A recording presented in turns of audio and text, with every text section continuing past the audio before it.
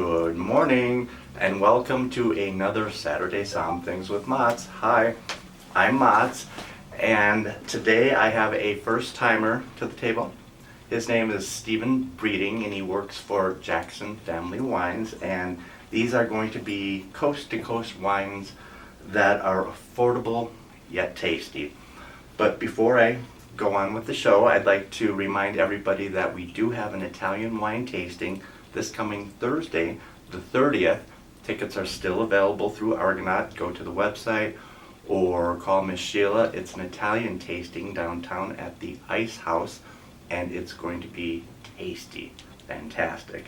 So, on with the show. Stephen, welcome. Good morning. And tell us about these 4 great ones. Cool. Well, you named it Coast to Coast. So we have 2 wines, Murphy Good from the north coast of California, so north of San Francisco, and then 2 wines from Monterey, or the central coast. And what these wines are going to show you today are the differences between the 2 climates and the 2 growing regions. We've got some Sauvignon Blanc and some Chardonnay, and some Pinot Noir and Cabernet to taste with you today. Okay, first one, Sauvignon Blanc. So this is from the north coast of California. Murphy Good's a winery that's been around since 1985, so we're coming up on 40 years of winemaking experience at Murphy Good. That was my birthday. It's a good year. There are really, when you think about Sauvignon Blanc, 4 major growing regions. You think of New Zealand, you think of Chile, France has a couple of wine growing regions with Sauvignon Blanc, and then of course the north coast of California. A lot of sunshine, warm days, cool nights, really makes for refreshing Sauvignon Blanc, and so that's what we have here today. When you're tasting this wine, you're getting a lot of tropical notes on this as well as citrus notes, so you kind of cover the entire spectrum of fruit. A little bit of lemon lime. We do see a little bit of French oak on this to kind of round it out a little bit and soften the palate so it's not so offensive, and it's pairs really well with oysters. You can do it in the morning at 9:15 on a show like this. It tastes really delicious as well. It does. And it really is a people pleaser, a crowd pleaser, a porch pounder, whatever you'd like to call it. But it's very approachable and a very delicious example of Sauvignon Blanc. And very affordable. I'm getting nectarines, peaches, a little pomelo, some kiwi, like you said, very tropical, very easy drinking. It doesn't bite you back like most Sauv Blancs do. It's nicely balanced and so affordable. Yeah, it's a nice juxtaposition between New Zealand and California, where you get a lot of herbaceousness from New Zealand, Sure. And this is not a whole lot of herbaceousness on this, and it really helps pair with food. A little thyme, a little sage, but it's a beautiful, beautiful example of a North Coast Sauv Blanc. Yeah, and it wasn't so long ago that we got a top 100 with wine and spirits with this wine, so we do have some press on it as well. Fantastic. So, number 2? Number 2, so we'll move down to the central coast. We'll move down to Monterey, where they make some 35 different varietals, but 50% of what they make in Monterey is Chardonnay. So they're really well known for their Chardonnays. And so we have Carmel Road is the winery. It's been around since the 90s. A lot of the vineyards that we're sourcing in here are from Santa Lucia Highlands, which is a really well-respected appellation down in Monterey. This particular Chardonnay sees just about 30% in neutral barrel.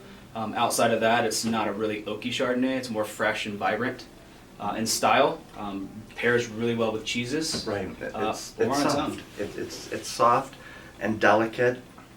It matches your vest. And as you mentioned earlier, Chris Cato is the winemaker, and he was here last week introducing a couple of his wonderful wines to our staff. And we're fortunate to taste a couple of them today and to tell everybody to come on down because you can't beat the prices. Absolutely not. And I think you'll notice here we have the Chardonnay and the Pinot Noir. Right. So we're moving into a new label. I think it's a more exciting label, kind of more representative of the region. So excited to roll that out. The Pinot Noir should be rolling out pretty soon. But both the Chardonnay and the Pinot both come from Monterey.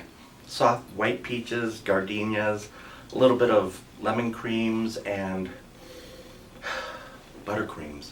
It's soft. It would be perfect for, of course, grilled chicken or eggplant, something that would just say happy spring. Yeah. Something like fried chicken, pizza. It's simple yet tasty. What you said to me was it's very versatile, and I think Chardonnay, especially at this price point, Right. And with this amount of with oak, it's perfect for just about any food. It's not going to overpower anything. Right. I think it's simple and delicate, and I think that's the theme here is simplicity without paying through the nose. You're going to have versatility and a good product. So, Stephen, number 3. Number 3, moving on to the Pinot Noir, another very versatile Pinot Noir, versatile varietal in itself. Pinot Noir is very difficult to grow, but it does really well in Monterey. The climate itself is hot days, gets pretty windy, cool nights. If you've ever played Pebble Beach or Spanish Bay, you know that Monterey is all about golf, but it's also about wine and really well done wine. So this Pinot is 100% Pinot. A lot of times at this price point that's kind of hard to find, so that is a selling point for this particular wine. Dark, dense, complex, spicy notes to it. A lot of Bing cherry, blueberry, white pepper, black pepper, and it has that Burgundian funk on the nose, which would trick somebody into believing that this would be dry and tannic, but it's not. It's soft and supple, and as I mentioned earlier, very affordable. I was shocked. And of course, these are going to be put on sale from Miss Sheila at even a better price. Yeah, I mean, you hit it on the head. The versatility at the price point, he used the word Burgundian, which you hear a lot of when you're talking about very high quality Pinot Noir. So thank you for that. Yes. It's much appreciated. And yeah, it's a delicious Pinot Noir for an incredible price. Right. And the winemaker, Chris, is just so good at what he does. And it's rare that you can say that with so many winemakers, because they just go off on their own tangents and are almost too creative. But with these wines, they're perfect. They're balanced. They're just so integrated. Yeah, and he works these vineyards himself. I mean, we have a beautiful vineyard called the Panorama Vineyard where this Pinot Noir is sourced from.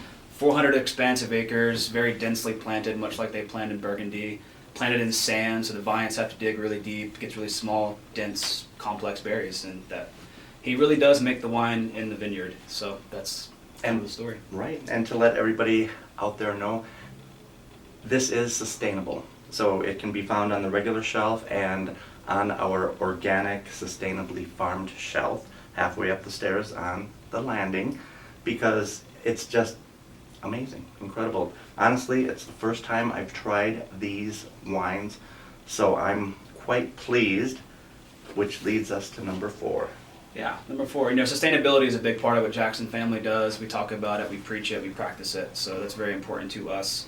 Even the Murphy goods are farmed sustainably. The wineries are SIP certified, which is sustainability in practice. So moving on to the Murphy Good Cabernet. So this Cabernet is going to be a fruit-forward style of Cabernet. Okay. Dave Reddy, the winemaker, he likes to pick the grapes a little bit riper in the vineyard. So again, he's making the wine in the vineyard and not in the winery. So there's a minimalistic approach to what is in the bottle. I like that. Yeah, so you get a more fresh concept of Cabernet. Wow. It's 86% Cabernet, and then we have 4 of the other Bordeaux varietals. So we have the Malbec, the Petit Verdot, the Cabernet Franc, and the Merlot. I like it. All in one bottle. Yep. You get some dark chocolate cassis, a little bit of, wow, look at the structure. I'm just blown away by it at this price point.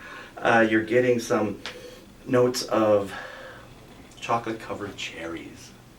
I like this. I'm going to some friends this evening, and I just might have to pick up a bottle of this to have everybody share it and become more familiar with these wines. Yeah, and Murphy Good's been a brand for almost 40 years now that doesn't take itself too seriously. It doesn't try to be anything that it's not. It's a fresh style of Cabernet, while it's varietically correct. You can take it to a party. Your friends will be happy that you brought it. I'm glad that you came to the table. I'm glad that you introduced us and our viewers to these fantastic wines, because there are good wines out there where you don't have to break the bank. So, Stephen, thank you for joining me, and thank you for introducing us and the viewers to these wonderful wines, and I hope you come back. I will. Can I just plug one more thing with Murphy Good? So coming up in April, we're launching a really good cause. You can go to the murphygoodwinery.com to find out more about it. But basically, you're going to submit a video of why your favorite charitable organization or your nonprofit organization deserves to win $25,000. If your organization is chosen, and we'll choose the winner sometime in July, You will also receive $10,000 for being the lucky winner. I like that. I like that. So yeah, that's it. Thanks for having me. Absolutely. Cheers Cheers. and happy weekend.